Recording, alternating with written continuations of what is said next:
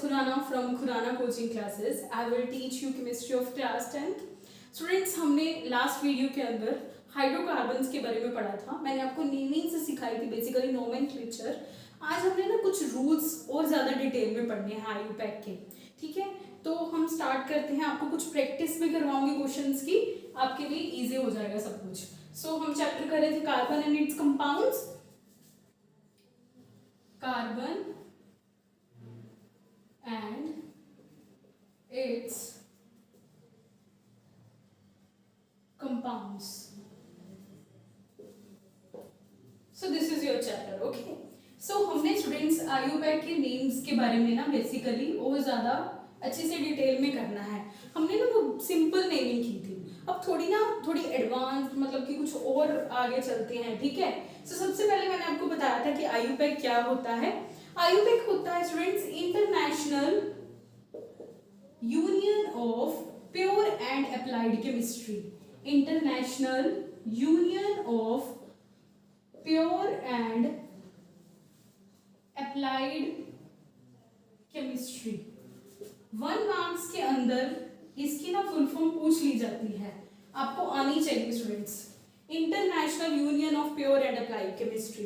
मैंने आपको बताया था कि आईयूपैक बेसिकली एक यूनियन है, एक इंटरनेशनल लेवल पे. ये क्या है, बेसिकली वो नेम्स हैं जो हम पढ़ते हैं. ठीक है, हमने इन्हीं आईयूपैक नेम्स के बारे में स्टडी करना है. ठीक है, अब देखो स्टूडेंट्स, मैंने आपको मिथ इथ ब्यूट सब कुछ हमने किया था ये वाला. ठीक है, हमने क्या है, अब हमने और डिटेल में पढ़ना है. जैसे कि अगर मैं बात करूं कि हमारे पास कोई भी कंपाउंड है, ठीक है, अब उन कंपाउंड्स को नेम देने के लिए कुछ एक रूल्स होते हैं जो हमें आईयूपैक ने दिए हैं, और सबसे पहले वो रूल्स को हमने स्टडी करना है. अब ये रूल्स हैं क्या? सबसे पहले देखो students, you have to find the main chain first. हमें क्या है कि मेन चेन चाहिए. सबसे पहले क्या चाहिए हमें? मेन चेन चाहिए. अब ये मेन चेन क्या है भाई? मेन चेन होती है स्टूडेंट्स जब जिस कार्बन कंपाउंड के अंदर मोर नंबर ऑफ कार्बन हो, वो क्या होती है? Main chain. जिस कार्बन कंपाउंड के अंदर मोर नंबर ऑफ कार्बन हो. ठीक है, ध्यान से सुनना, मोर नंबर ऑफ कार्बन जिसके पास हो वो मेन चेन में इंक्लूड होगा. ठीक है, अभी कराऊंगी, दिखाऊंगी सब कुछ किस तरह से होता है.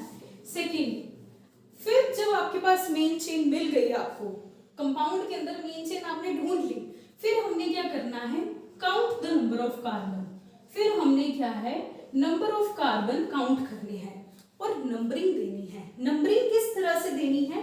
नंबरिंग देनी है सोच समझ के. ठीक है, वो किस तरह से? देखो जो ब्रांचिंग्स होंगी ना कार्बन के अंदर, उसे हमें फर्स्ट नंबर देना है. क्या देना है? फर्स्ट नंबर देना है. ठीक है, अब देखो जो थर्ड पॉइंट है, अब इसके बाद फिर हमें ना उसका नेम देने की कोशिश करनी है. ठीक है, फिर उसका हम किस तरह से नेम दें, हमारे जो हमने वर्ड रूट के अकॉर्डिंग किया था.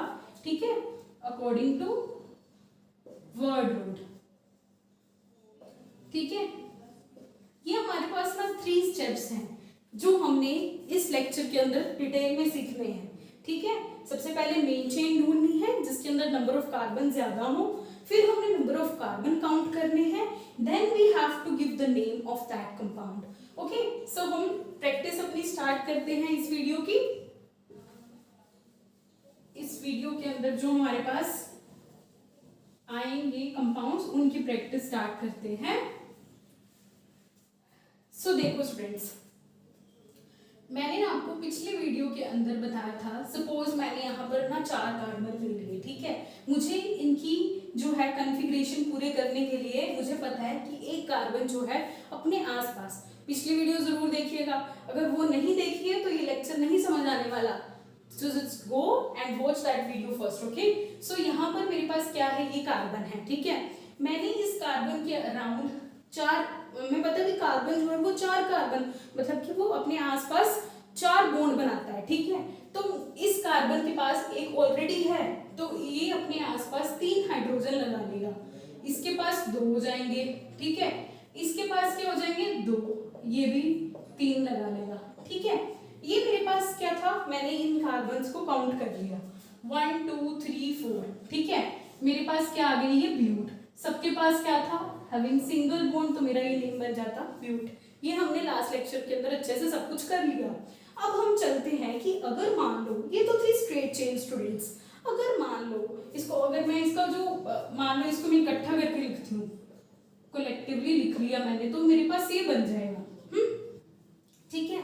तो ये आगे मेरे पास 4 कार्बन, ये आगे, ये स्ट्रेट चेन है स्टूडेंट्स, ध्यान से सुनना इस चीज को कि ये मेरे पास क्या है, एक स्ट्रेट चेन है। अगर मान लो आपको क्वेश्चन में ब्रांचिंग में आ जाए, फिर आप क्या करोगे, ब्रांचिंग मीन्स टू से, अगर मेरे पास इस तरह से कुछ आ जाए, सपोज ये मेरे पास ये आ गया मान लो, ठीक है। अब भाई इसके अंदर हम क्या करें, हम तो कंफ्यूज हो गए भी, हमने तो स्ट्रेट चेन पढ़ी थी, हम यहाँ फिर ब्रांचिंग में कैसे करें। देखो स्टूडेंट्स, ब्रांचिंग को देख के घबराना नहीं है। सबसे पहले मैंने आपको बोला था कि आपको ब्रांचिंग के केस के अंदर अभी वही 3 स्टेप्स को फॉलो करना। मेन चेन फाइंड करो, सबसे पहले क्या फाइंड करनी है, मेन चेन। सबसे पहले देखो मेन चेन में number of carbon more include होने चाहिए। तो अगर मैं देखूं ऐसे स्टूडेंट्स, अगर मैं ऐसे जाती हूँ, सपोज 1 2 3, मेरे पास कितने कार्बन बन रहे हैं, 3 कार्बन।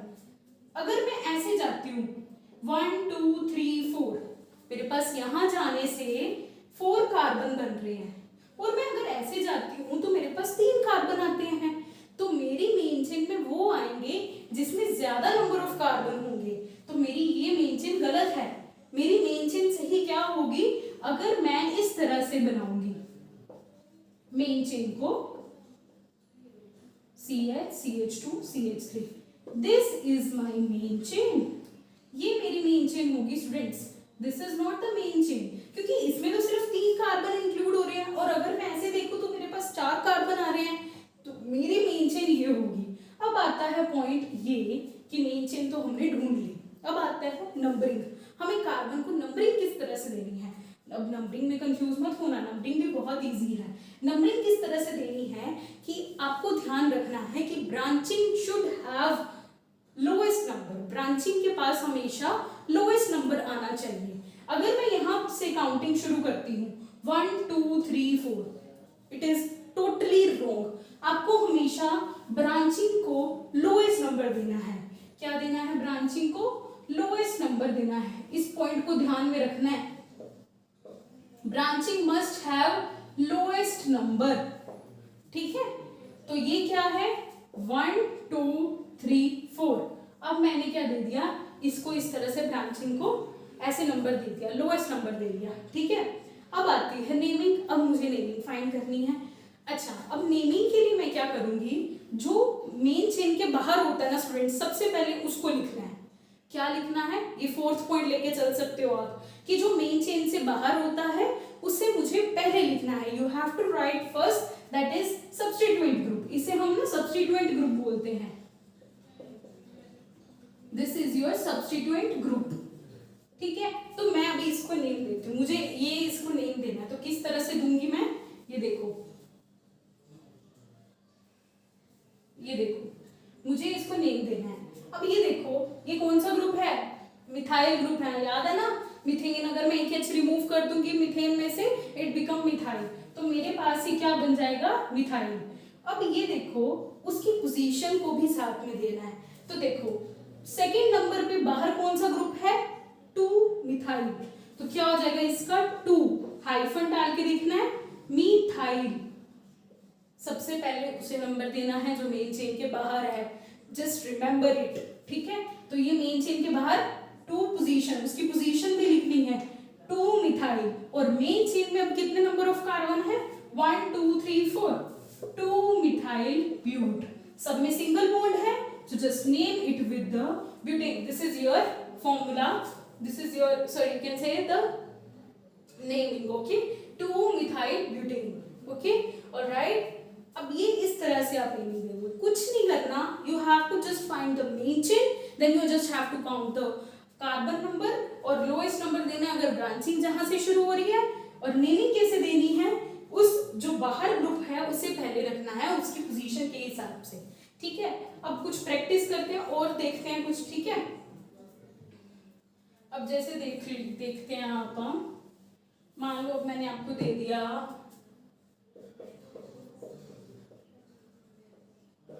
अब मेरे पास ये आ गया बच्चे, सपोज ये मेरे पास आ गया, अब मैंने इसको नेम देना है। कैसे नेम दूंगी? सबसे पहला step you have to find the main chain. कैसे ले मेन चेन? ऐसे ले लेते हैं हम, ठीक है। अब क्या है, मुझे क्या है, लोएस्ट नंबर देना है। सेकंड हमें क्या है, नंबर ऑफ कार्बन काउंट करने हैं, है ना। नंबर ऑफ कार्बन कैसे काउंट करेंगे?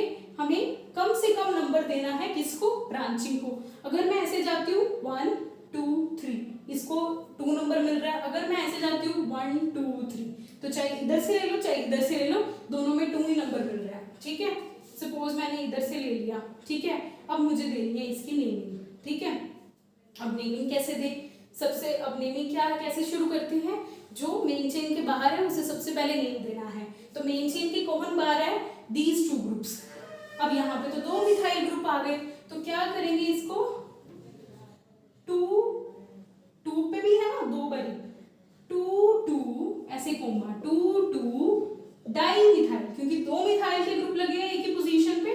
2 डाई मिथाइल। मेन चेन में कितने नंबर ऑफ कार्बन है? 1 2 3 prop having single bond between them, so you just name it with the 2 dimethyl propane. So this is the naming, okay. ये हमारे पास हो जाते हैं ब्रांचिंग्स के अंदर। अब हम ना डबल बॉन्ड वाले तो मैंने आपको करवा दिए थे, है ना। अब हम चलते हैं इलेक्ट्रॉन डॉट स्ट्रक्चर के ऊपर, जो बहुत से मतलब क्वेश्चंस पूछ लिए जाते हैं उस टॉपिक के ऊपर। आई होप कि आपको टॉपिक क्लियर हो गया होगा। एक बार आप इसका स्क्रीनशॉट ले लीजिएगा।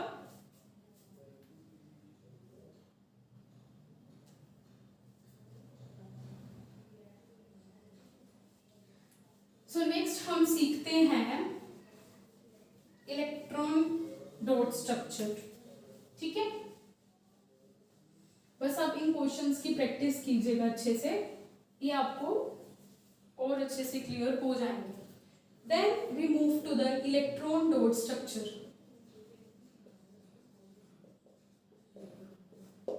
ठीक है स्टूडेंट्स, इलेक्ट्रॉन डॉट स्ट्रक्चर क्या होते हैं? सपोज मुझे ना स्ट्रक्चर ड्रॉ करना है इथेन की और इथाइन की।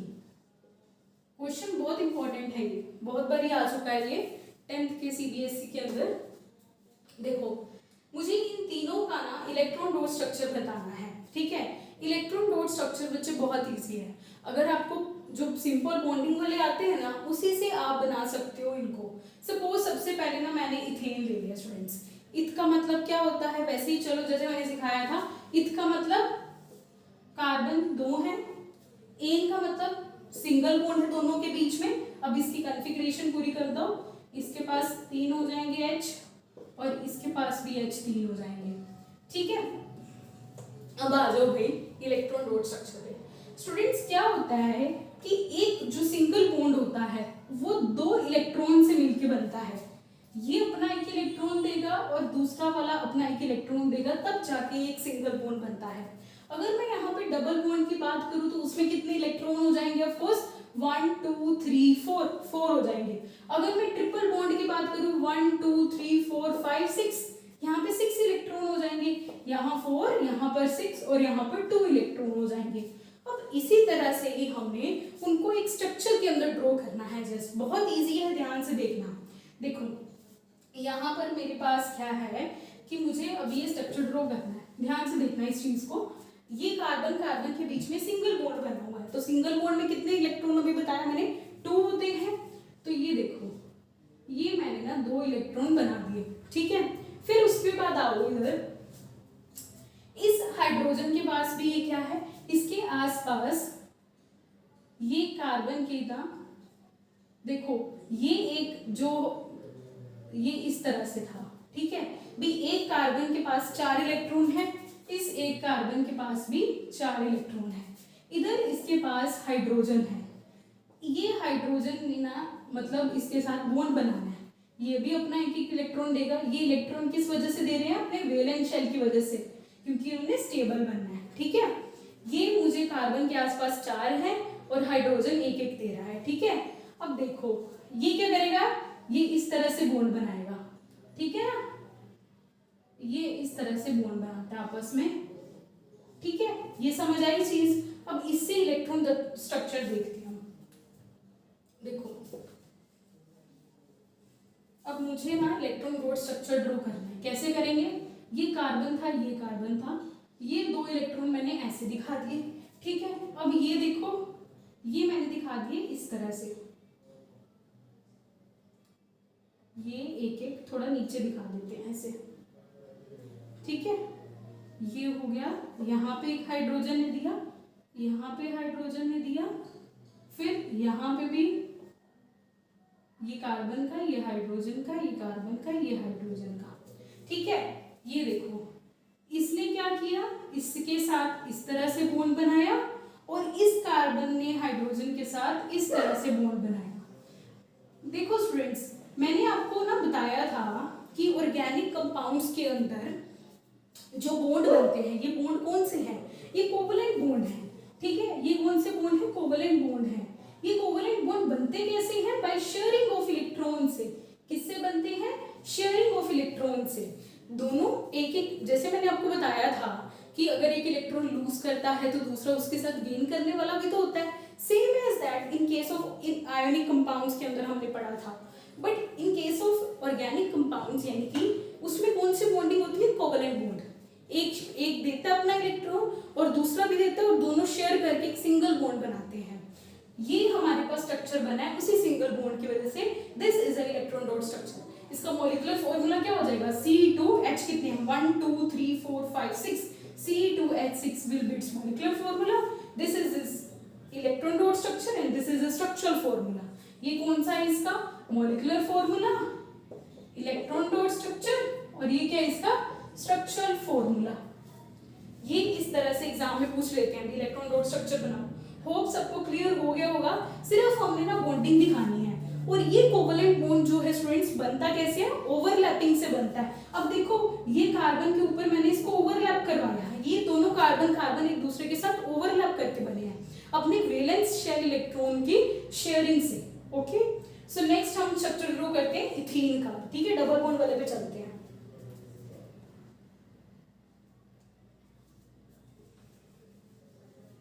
अब इथीन का देखो,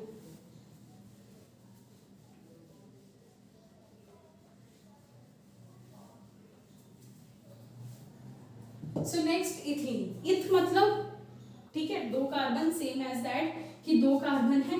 what is the meaning of ene? Having double bond between two carbons. तो ये हमें मुझे क्या अभी स्ट्रक्चर इसके आसपास हाइड्रोजन पूरे करने हैं। एक कार्बन 4 बॉन्ड बनाता है, दो इसके पास बने हुए हैं, तो it needs 2 more hydrogen. It of course needs 2 more hydrogen. अब ये मेरे पास क्या है? इसका स्ट्रक्चर फॉर्मूला है, ठीक है।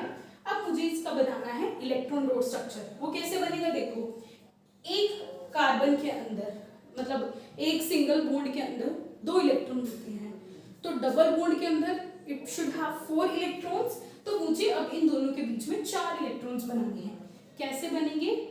1 2 3 4। Is it clear? अब देखो हाइड्रोजन, ये एक अपना दे रहा था, ये अपना दे रहा था, ये भी अपना दे रहा है। मैंने कुछ नहीं किया, जस्ट हाइड्रोजन लगा के उनके बॉन्ड के हिसाब से इलेक्ट्रॉन पूरे करेंगे, ठीक है ना। अब देखो, अब क्या करेंगे? ये ओवरलैपिंग होगी इनकी, किस तरह से? इस तरह से। ये देखो,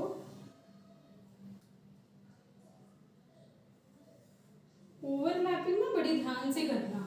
ये ऐसे नहीं बने हैं, इन्होंने स्टेबल होने के लिए बॉन्ड बनाया है। कोवलेंट बॉन्ड इज नॉट कि आ गया भाई ये भी इलेक्ट्रॉन आ गया तू भी आजा मिल जाते हैं ना, ऐसे नहीं होता। स्टेबिलिटी पूरी करने के हिसाब से होता है। मैंने आपको बताया था कि कार्बन अगर इसके पास एटॉमिक नंबर 6 है इसका, तो इसको 4 इलेक्ट्रॉन चाहिए। अगर हम इसकी कॉन्फ़िगरेशन के देखें तो इसको 4 इलेक्ट्रॉन चाहिए स्टेबल होने के। तो वो 4 इलेक्ट्रॉन किससे ले रहा है? ऑफ कोर्स ये किससे ले रहा है? हाइड्रोजन से ले रहा है। 2 तो इसने किससे ले लिए? कार्बन से, और 2 वो हाइड्रोजन से ले रहा है। सो this is a structure, electron dot structure of ethene. ये किसका स्ट्रक्चर है? इलेक्ट्रॉन डॉट स्ट्रक्चर है किसका? इथीन का। मॉलिक्यूलर फॉर्मूला क्या हो जाएगा? 1 2, 2 कार्बन है, 1 2 3 4 और C2H4, ये हो जाएगा इसका मॉलिक्यूलर फॉर्मूला। आई होप ये आपको क्लियर हो गया होगा अच्छे से। Then we move to the ethyne पे चलते हैं। ठीक है, स्क्रीनशॉट ले लीजिएगा इसका।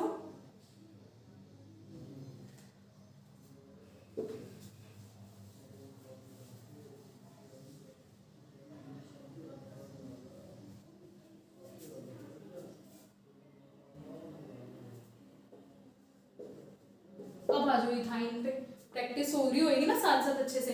इट मीन्स टू से दो कार्बन है, आई मीन्स टू से having triple bond between them.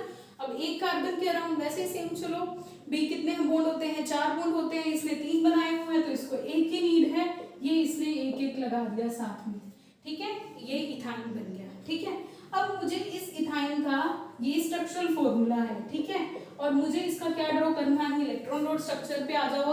अब देखो वैसे ही अब 3 बॉन्ड है, तीनों के पास एक बॉन्ड जो है वो 2 इलेक्ट्रॉन से मिलकर बनता है, तो 3 बॉन्ड कितने बनेंगे, 6 इलेक्ट्रॉन्स हो जाएंगे।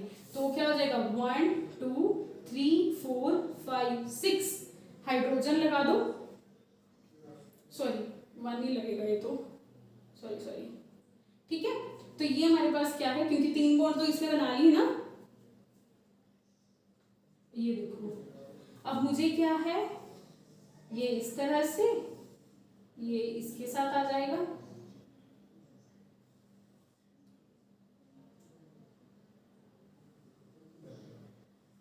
एक मिनट थोड़ा ना, एक मिनट इसको देख लेते हैं पूरी। ये सर्कल्स बहुत ज्यादा कंफ्यूजिंग होते हैं, ध्यान से करना इसको। 1 2 3 ओवरलैपिंग अच्छे से करना इसकी।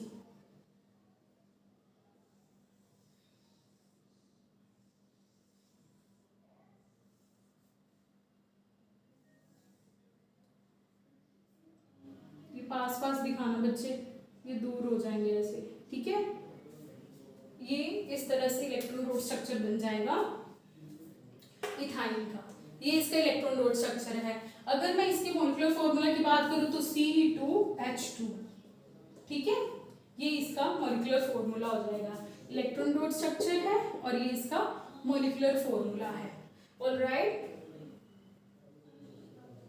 सो this is about the ethyne. Okay, so ये थे हमने आज किए इलेक्ट्रॉन रोड स्ट्रक्चर, समझा किस तरह से मॉलिक्यूलर फॉर्मूला बना और किस तरह से स्ट्रक्चरल फॉर्मूला बना, ठीक है। हमने आयोपेक नेम्स को भी समझा विद ब्रांचिंग के अंदर। सो हमने आज के वीडियो लेक्चर के अंदर थोड़ी बहुत प्रैक्टिस की है और इसी प्रैक्टिस को आपने कंटिन्यू करना है।